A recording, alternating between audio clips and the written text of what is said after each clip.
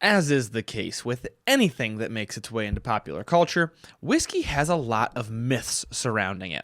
So today I want to break down some of those myths. I want to talk about things that are even just misconceptions, not necessarily like big myths, stereotypes that don't really make sense, and just things to be aware of, because this is going to help you when you're in the liquor store, when you're looking at whiskey, when you're trying to figure out which one to buy.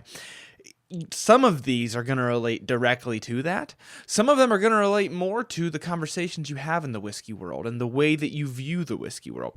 So at any rate, I think all of it is actually going to be helpful, most likely.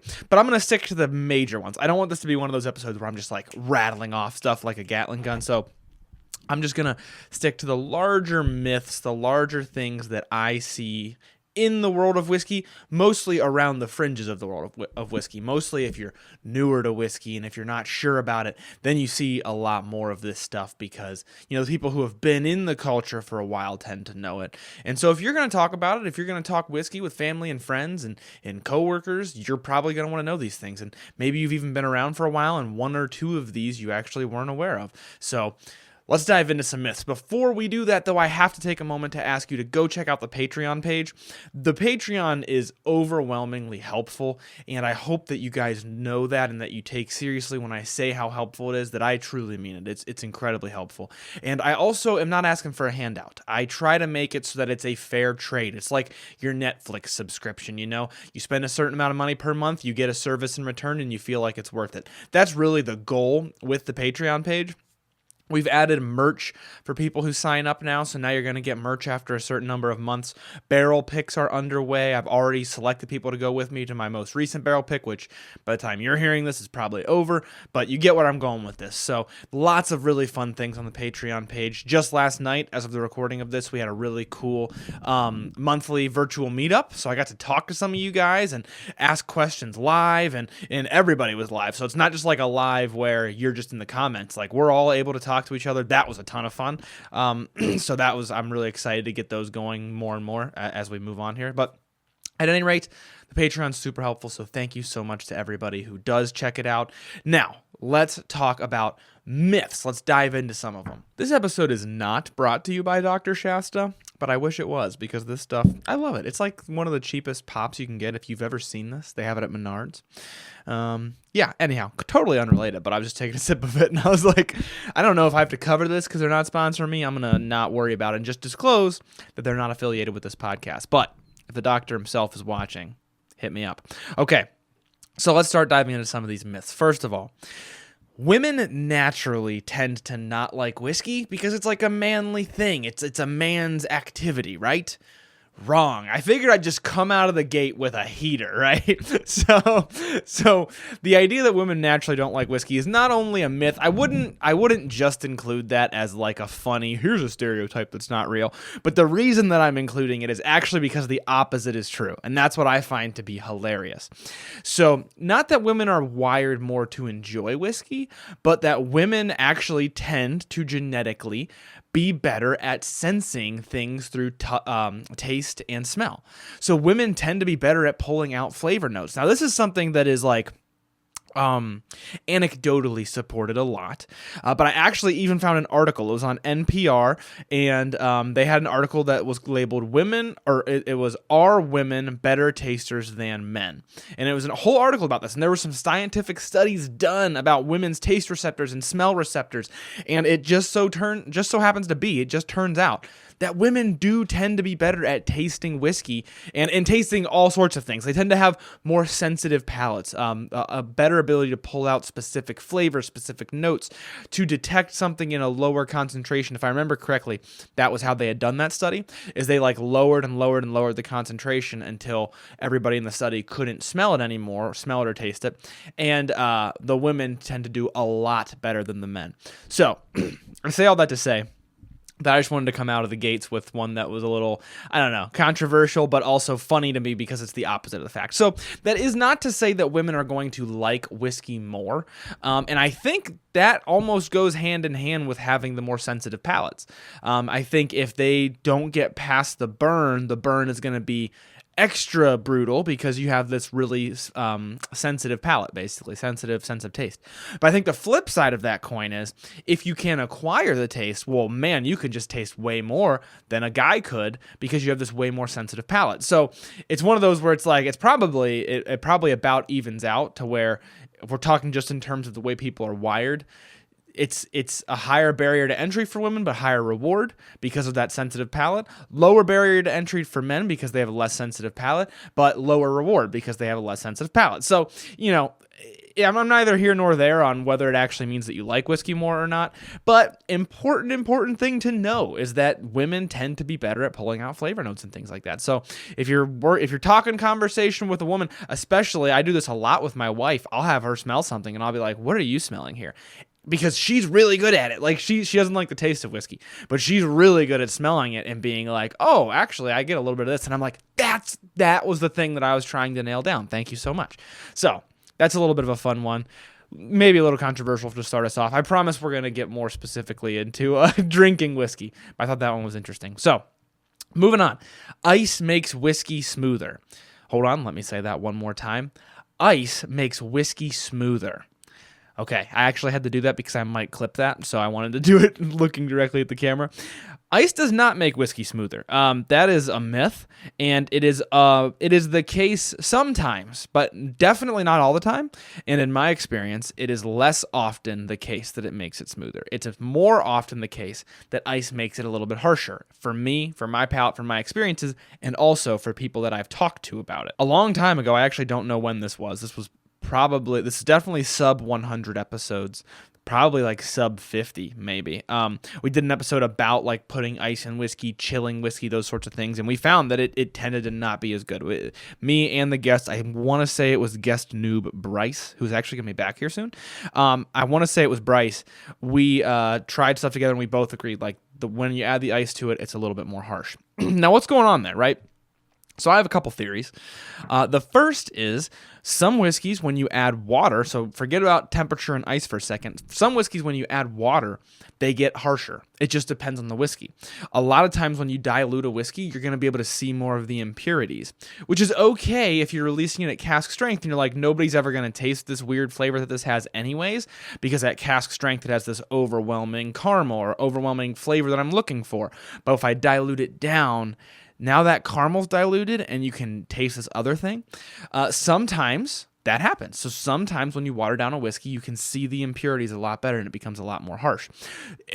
Some whiskeys are made to be at a lower proof and so they don't have those impurities. And maybe if you go to a higher strength, then you notice different things. It all just has to do with how the compounds play out on your palate. But I say all that to say that for that reason alone, forget about temperature for a second. For that reason alone, ice is not always going to make your whiskey smoother, and in a lot of cases, it's actually going to make it harsher because it's going to water down that whiskey.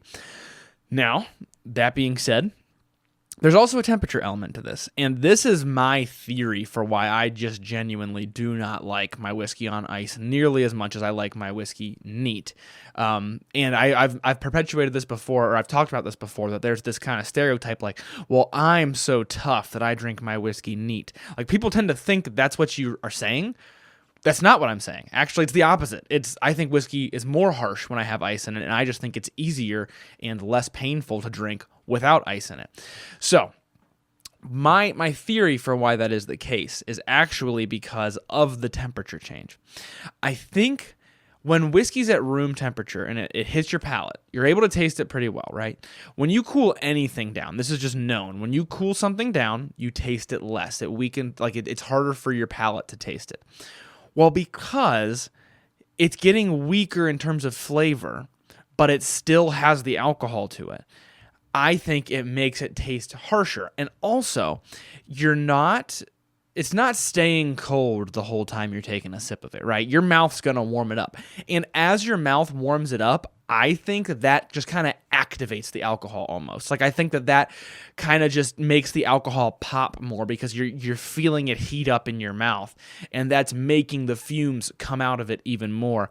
And I just feel like when that happens, that also makes it even harsher, in my opinion, and especially with the fact that you're not tasting it as much. Because like the thing when you're tasting whiskey and it doesn't taste harsh, the thing that's happening is you're tasting the flavor of it and not paying as much attention to the alcohol.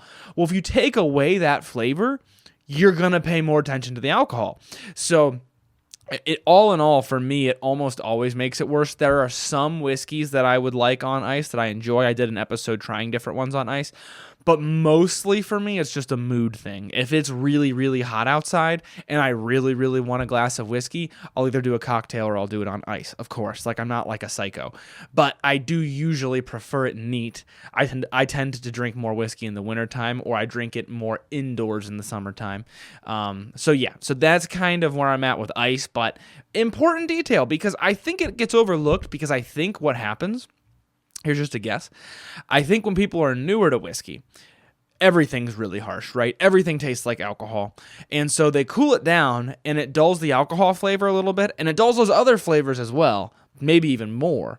But it at least dulls that alcohol flavor a little bit. Whereas when you learn to taste whiskey, dulling the flavors makes it artificially seem like the alcohol is cranked up. And so that's where it's like, it's one of those things, it's almost like a training wheel or a crutch that would hurt you later on, because you're not learning to taste the flavor notes. You're trying to like kind of put a Band-Aid on it. Now that being said, if you're experienced and you drink whiskey and you don't have a problem tasting flavors and you prefer it on ice, I'm not saying you should not drink it on ice. I think you should do whatever you want to do. I'm going to drink mine neat. You drink yours on ice. That's awesome. You can drink it with Diet Coke if you want. I don't care. But my point is, especially if you're newer and you're trying these different things to try to figure out what makes it smoother, I don't think ice is actually going to help you in the long term. And I think in a lot of cases, ice makes it less smooth. But when you're newer to it, you only ever drink it with ice, so you don't really have a frame of reference. And that is what happened to me a lot early on. And then later on, I came back to it and I'm like, oh, I don't like this at all. Why did I convince myself that I like this? So ice does not always make it smoother. Darker whiskey is always better than lighter whiskey. That's one that you hear a lot. If you're looking for a good whiskey, you look for a dark one, right? There are a lot of reasons that this isn't true, but I'm going to try not to get on too much of a soapbox here, but I'm going to try to break it down for you. So first of all, some whiskeys, Scotch whiskeys, Irish whiskeys, I think Japanese whiskeys, a lot of different types of whiskeys, allow you to add caramel coloring. Now, bourbon does not, and I'm pretty sure American rye does not, if I'm not mistaken, but some whiskeys do. So it might just be artificially darker, right? So like that's the first overwhelmingly, like not obvious if you don't know the rules, but once you know that, overwhelmingly obvious reason that darker is not better. You could take a whiskey that just tastes like Everclear, just tastes disgusting, and you could add coloring into it, and it'll be darker than a lighter whiskey like a Ardbeg that's a light color and actually is really good, really full-bodied. So keep that in mind. The other reason, so if we want to get a little bit more technical here, the other reason that darker is not always better is because what is the darker whiskey? Like, what's making it darker? So let's assume you're not adding any coloring to it. Let's assume that it's just naturally being colored by the wood that it's aged in. If that's the case, the age is going to make it darker. The proof is going to make it darker. And I think a lot of people hear those two and they kind of stop there. And they're like, okay, well, I tend to like higher proof stuff, especially if you're an experienced guy. Or I tend to like older stuff, especially if you're an experienced guy. Although we're going to talk about how older is not always better next. Sneak peek. But you tend to think those two things and you're like, okay, well then darker is better. However, what else affects the darkness of a whiskey? What climate it was aged in, how hot it was while it was aged, how much it's interacting with the wood, what size barrel it's being aged in, how many different barrels it's being aged in. Now, I bring up those other three, and there's more than that, of course, but I bring up those other three because some of those can make it darker and make it taste worse. So just as an example, if something is rapidly aged way too fast, if you took whiskey off of a still, you put it in a really small barrel, so it has a high surface area of wood to volume of whiskey ratio, high ratio of that. You put it in a real small barrel, and you put it in a chamber that heats up every day and cools down every day. That whiskey would get dark really quickly. And then when you pull it out of there, it would taste really, really bitter and tannic. Like it would be one of those whiskeys, most likely. There's lots of variables at play here, but most likely. One of those whiskeys that just dries your mouth out. Boom. You're like, whoa, this tastes like charred. Like I'm licking charred wood and my mouth is dry and it's a little bit miserable. To some extent, as an extreme, that would be a darker whiskey. And so you have to be careful. There are different factors at play than just the darkness. And I fall for this all the time, especially like as a man. I feel like men are more visual. A lot of people say that. And so I see a darker whiskey and it feels more appealing. I'm like, oh, like it's a dark one. It's going to have more flavor, right? It's going to have more body. Maybe. But maybe that body's going to be terrible too. So you have to keep that in mind. Darker is not always better. Sometimes darker could be worse because it could be the result of something that will give you a worse flavor. And that is not to say aging in a warm climate, aging in a small vessel. What was the other one that I said? Aging quickly with different temperature swings, or whatever the other one was that I said. It does not mean that those always lead to bad flavors. It can be done properly, but it just is to say that those are factors that will make it darker and in some cases make it worse. You kind of have to have a skill to be able to do some of those things properly. So that's just a little sidebar there. But also, so as I mentioned, older whiskey is going to tend to be darker. Doesn't that mean it's better? No. So older whiskey is better is a myth as well. That's another one that people just kind of think, oh, well, older is better. To a certain extent, yes, and that's why the myth exists. A lot of these myths you're going to see, they run parallel to the truth. There's a reason that they became myths, right?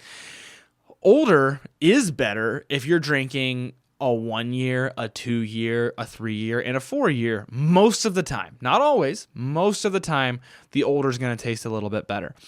A lot of the times it's not. Sometimes the younger is going to taste really good. A lot of times a younger whiskey will have like this nice light caramel. It gets the vanillins from the oak, and it doesn't get too much tannin from the oak, and then it's nice and it's sweet, and it has some of that alcohol harshness, but it doesn't have some of that tannic harshness, so it just depends.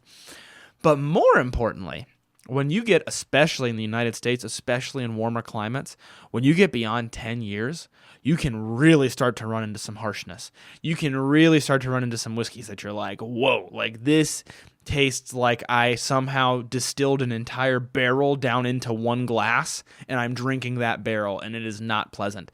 That can happen as well. So older is not always better. The other reason this kind of gets perpetuated is because over in Scotland and in Ireland, where the climate is a lot more temperate, you can get really, really, really old before you hit those diminishing returns. So you can age it because the temperature doesn't swing very much. So you can age it for a really long time, and it doesn't. The reason the climate swing is important for those who don't know is when it gets hot out, whiskey gets pushed into the wood of the barrel. When it gets cold out, that barrel contracts and squeezes the whiskey out. So think of every temperature swing as like steeping your tea, like it bobbing up and down. Versus if you don't have temperature swings, it's kind of like you set the tea into the hot water and just let it set. It's kind of like that, right? And so in the less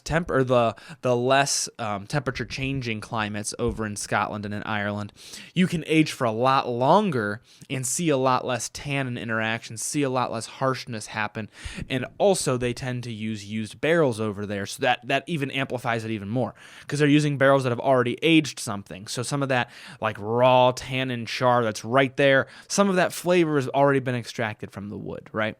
So couple of reasons that is a rumor, but that is a fake rumor. So older is not always better for those reasons listed. Once again, there's exceptions to every rule. You can age something and make it just get better and better every year. Some distillers are really good at this. Some, a lot, I would say, maybe the majority, don't really care about this because it's like, well, the longer I have to sit on it, the more money I'm going to lose, right? So some of them just don't care. They want to make a really good 4-year whiskey, and those are most of what I would say I drink. But some distillers are really careful about it. You see this a lot in Scotland. You see them releasing 21-year-old whiskeys. I believe Whistle Pig even released a 30-year-old that was American single malt or North American single malt or something like that. So you can do it, but it is something to keep in mind is that it depends on if it was done properly. Sometimes age statements, and I've seen people compare like Knob Creek and 9-year, 12-year, 15-year, or maybe it's Elijah Craig, like where they compare the different ages and they don't like them after a certain point. A lot of influencers will say that. I've never had beyond Knob Creek 12-year, but I love Knob Creek 12-year. But I could see that being the limit. I could see, once you get above that, it starts to be a little bit too harsh. I used to feel this way about Buffalo Trace and Eagle Rare. My palate has kind of naturally moved towards the more tannic flavors, so I do prefer Eagle Rare now. But back in the day, I kind of just liked that Buffalo Trace was lighter and sweeter. And if you don't know this, Eagle Rare and Buffalo Trace are the same mash bill. Eagle Rare is older in different barrels. They select different barrels. But that was one of the reasons that I tended towards Buffalo Trace. Or at the very least, I was like, Eagle Rare is not worth the extra money to me. I'm going to stick to Buffalo Trace. Now I enjoy Eagle Rare, but it's also hard to find, so I don't worry too much about it. But that was just a convenient example. Yes, this next one is where the pitchforks might come out. Flavor notes are totally subjective, based totally on your taste buds. Okay, I am saying that this is a myth, to be clear. But there's a huge subjective component to flavor notes that I want to make clear, right? And my biggest fear with featuring this myth is people being afraid to say flavor notes, because flavor notes are subjective enough that you can almost say whatever you want and people probably aren't going to disagree with you. I mean, if you're drinking a really old oaky bourbon and you say like, I don't even know what would be a bad one, but okay, if you're drinking a really young whiskey and you say like dark, deep, charred notes, people might be like, okay, well, I don't see that. But I'd say like 99% of the time, you can almost say whatever you want, and people are just going to accept it because they're going to be like, well, maybe they're tasting that. Their taste buds are different than mine. So flavor notes are very subjective. The reason I bring this up is flavor notes are not totally subjective, okay? So you see this a lot, especially in like the TikTok era, where it's like, I don't care what anybody says, I know that this whiskey is trash. And you see that a lot with a video that's trying to be catchy and trying to be a hot take, and it's not really their honest opinion a lot of the times. And I'm not calling out anybody specific. I saw this a lot more back in the day, so like I don't even remember the type of person who was saying things like this or what accounts it might have been. But I say all this to say that what you prefer might be subjective, but the notes there's some objectivity to it. So what I mean is there's some objectivity to this has a lot of alcohol flavor with not a lot of other flavor. There's some objectivity there. To some extent, everybody should get a trend for that, right? Otherwise, we would just never trust any review of any whiskey ever. Same goes for food, right? It's the same taste buds tasting the whiskey versus the food. We would just be like, well, I can't trust what anybody says about food because it's all completely subjective. So we can't just throw everything out the window for subjectivity. There is an aspect of this that is objective. And then also just like with what types of notes you're getting. So sometimes if you're drinking a whiskey and it's lots of caramels, vanillas, brown sugars, lots of those types of flavors, then you should see that a little bit in most reviews across the board. And the reason this is important to me is you can trust reviews, especially ones that align with that. Reviews that say like, if you see multiple different people saying I get this or that from it, and even if it's not the exact same thing, it's similar, then you can probably trust that that's going to be a major flavor in the whiskey. This is also really helpful for training your palate. If you don't have anything to go off of, if you can't trust anyone or what they think about anything, then you can't really train your palate. But if you find a reviewer who you trust and you think, yeah, they're really doing, every time they say something, I agree with them, you can then train your palate. You can then say, okay, what did this person say about this whiskey? Now I want to try it and I want to look for those things. And don't get too caught up in it. Try to come up with your own notes. Try to enjoy it in your own way. But I say all that to say that it's not totally subjective. I think sometimes we're really quick to just throw the baby out with the bathwater and be like, well, it's subjective, so nothing of what anybody says matters. And that also opens the floodgates for people to be like, yes, this is a cocktail cherry that actually sat on black pavement for 3 weeks and then had a little bit of cinnamon sprinkled on it, but then it was washed off with a fire hose and then dipped in honey. It's just like, okay, what are we doing here? Like we're opening the floodgates to stuff like that. So that's why I bring that one up. But important to have that balance. It's subjective enough you can pretty much say whatever you want, but it's objective enough that you can pretty much trust other people. You just have to use your rationality there when you're looking at that stuff. Okay, let's keep moving down the line here.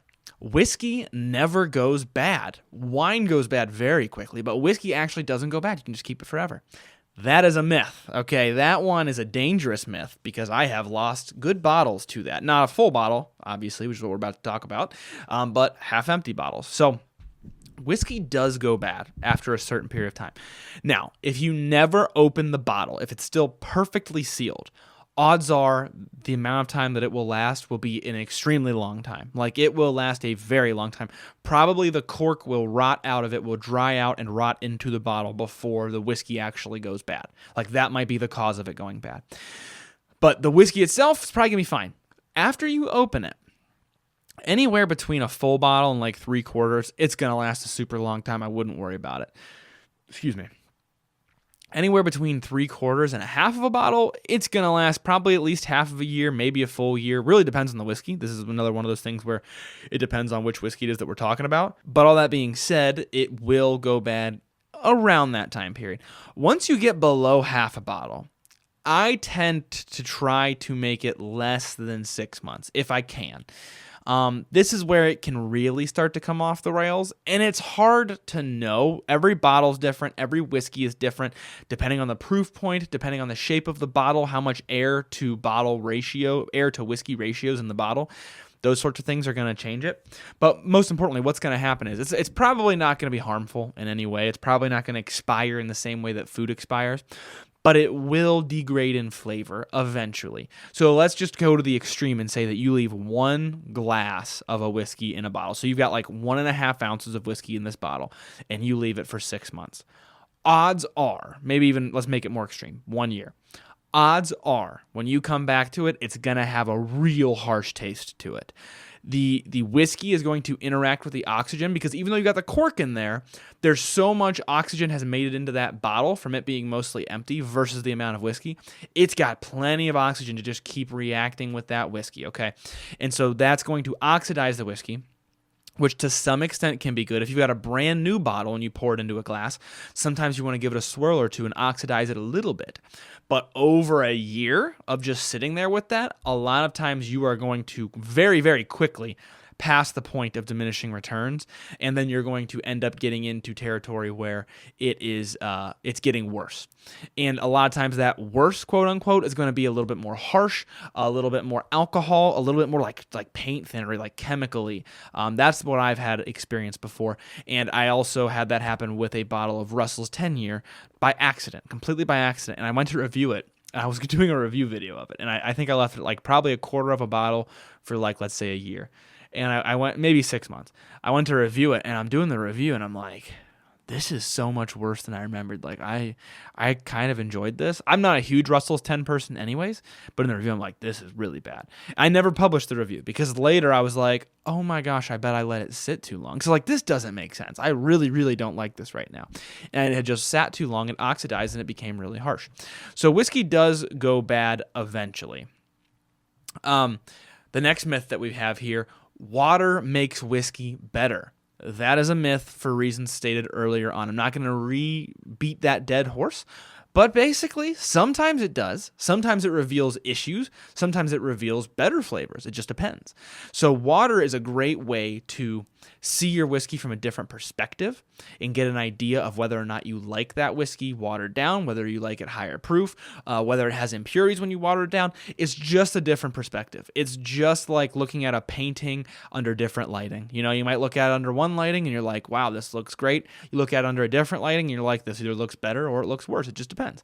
So that's the way I like to think of it. Or the other way I've put it before is if you're looking at like a 3D sculpture, it's like moving to a different side of the sculpture. Like you're looking at the same thing, but you're seeing it from a different perspective. So that's the way to use water, but it does not always make it better.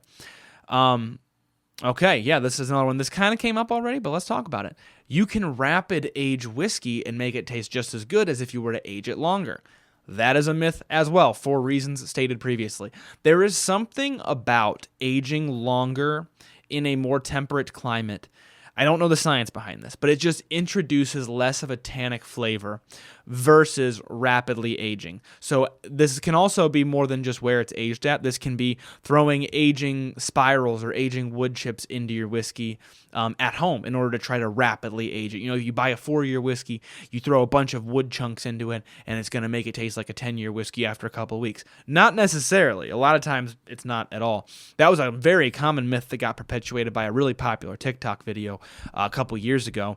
And it does work in some whiskeys, and a lot of times times, especially if you like oaky flavors, it will make it taste better. Those little like aging spirals and things like that, to an extent. And then it's going to start making it taste worse. I did a 2 or 3 month long experiment where I double oaked Buffalo Trace in a small mini barrel, and it got better and better and better, and then very quickly got worse. Like week 5, it got better. Week 5.5, it was like okay, and then week 6, it was worse. And so it'll quickly change. So you can rapid age whiskey to some extent, but you are almost never going to get that same result that you would get from properly aging whiskey. So the way that we tend to do it right now tends to be 50-gallon barrels, or 53 or whatever the exact amount is, and that gives you a certain surface area of the barrel to a certain volume of whiskey, and that tends to work really well, in my opinion, in Kentucky, the Kentucky climate, for about 10 years, 12 years, depends on where you're at in the rick house, things like that, but it tends to work around there. You can't just use a smaller barrel in more extreme climate and get there quicker. But it will change different properties of the whiskey, so there's fun things you can do with it, but it's not equivalent, which is what I'm trying to get across. Last but most certainly not least, you cannot get a proper taste of whiskey if you're using a spittoon rather than swallowing the whiskey. This is one, if you've commented this on my videos, I see you. I see you commenting it. I see you continually perpetuating it. And I understand where it comes from. I used to kind of think this. I used to kind of be like, well, sure, you can use a spittoon, and it's probably not a huge difference, but it's not the same. You're not getting a good taste of that whiskey. I've totally changed my mind about that. I do. The majority of my weekday tastings these days are all with a spittoon. That is what I do most of my tastings with. And it takes practice. I think that's where people lose it, is it's not as simple as doing it as like drinking the whiskey. But if you practice, you can get to where I can do a tasting with a spittoon and I know what the flavor notes of that whiskey are. And it's honestly not as much more difficult as you would think. It's one of those where it's just like practice makes perfect. Like you just have to figure out how to move it around your mouth a little bit better, how to make sure your whole palate's getting coated, how to focus on that finish even though you spit it out instead of swallowing it. Yeah, I know people could clip this video up if they wanted to and it would be really bad. But anyways, all that is to say, you can do tastings with spittoons and still taste everything. And the big thing, this is my point when you're commenting that you can't get a proper review of a whiskey if you're using a spittoon. Most reviewers are doing this. So most of the spirits tasting competitions, they're not just blacking out to do this competition. They're using spittoons. They're tasting it with a spittoon.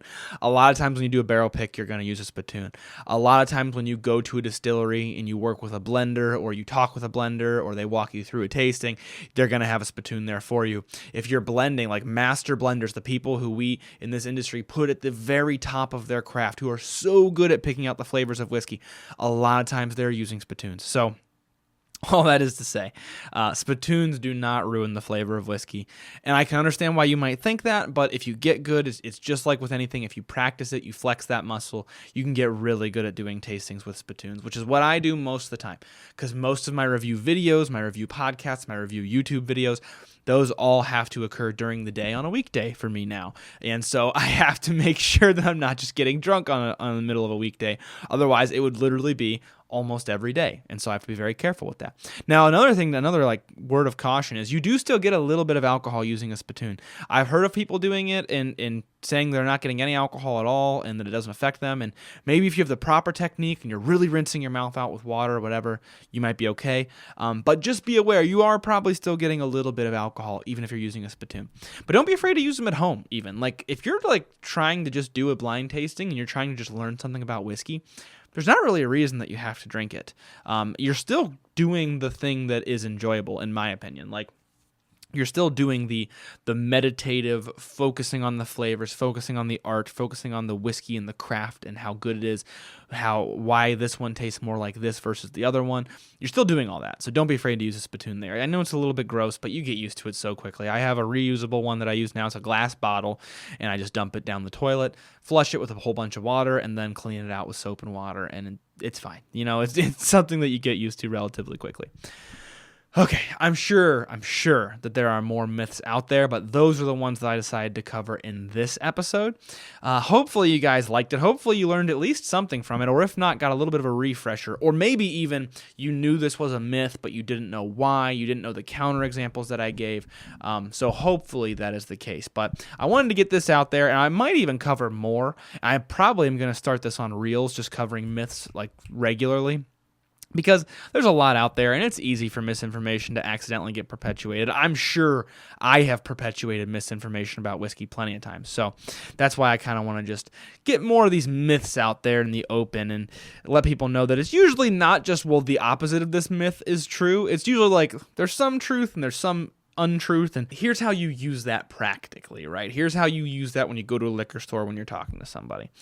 Okay, we actually don't have any Q&As in this episode, but if you are a patron, don't forget you can submit Q&As through the Discord. That is the Discord chat. That is Q&A. It's labeled that. And if you want to submit questions in the Q&A, go ahead and join the Patreon. Any tier, and you get to submit questions, which I love answering, so feel free to go submit some. But I cranked out this episode kind of quickly this time around to get a quick turnaround, because I'm traveling next week. You didn't need all that information, but I gave it to you anyways. Thank you guys all for listening to this episode of Whiskey Noobs.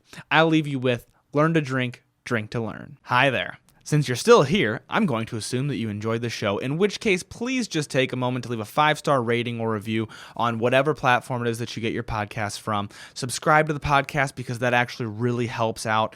And also, if you're on YouTube, ring that notification bell. If you really like this show, though, the best way that you can support it is just checking out that Patreon page. It's at the description in the show notes or in the description on YouTube, or you can go to patreon.com/whiskeynoobs.